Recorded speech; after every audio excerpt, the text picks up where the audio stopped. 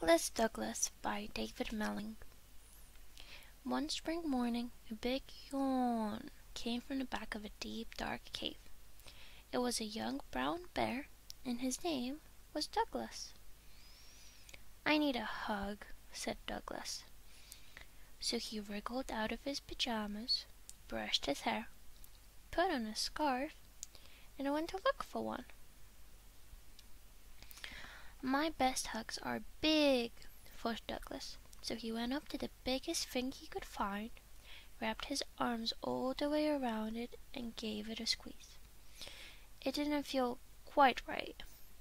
"Oh," grunted Douglas, "it's a bit too heavy." "My best hugs are tall," thought Douglas. So he went up to the tallest thing he could find. He hugged the bottom, he hugged around the middle, and he hugged as high as he could reach. But it was all wrong, and it had splinters. "My best hugs are comfy," thought Douglas, and he trotted towards a cozy-looking bush.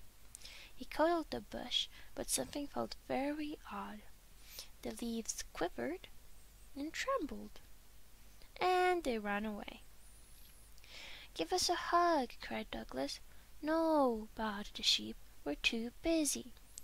He scooped up armfuls anyway and tried to cuddle them gently, but they kicked and screamed and didn't like it at all. Poor Douglas.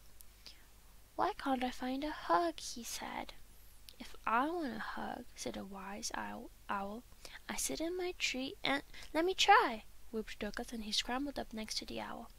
But he soon found himself in a clumsy muddle. "Tweet, tweet," said the owl crossly. "I only wanted a hug," sniffled Douglas. "Perhaps there's one down here." And he put his arm in a hole in the ground.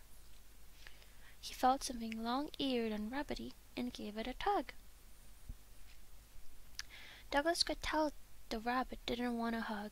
He sniffed again and without thinking wiped his end on this fluffy end. "Excuse me," shouted the rabbit. "Put me down." "But I need a hug," said Douglas, "and I can't find one anywhere." "Oh, I see," said the rabbit kindly.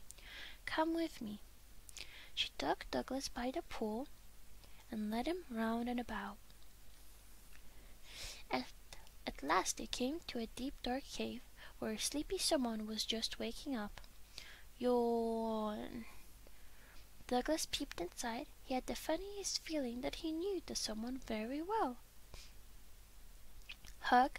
asked Douglas, and ran as fast as he could towards his mom. "Come to think of it, the best hugs are from someone I love," said Douglas, and he snuggled into the biggest, warmest arms he knew.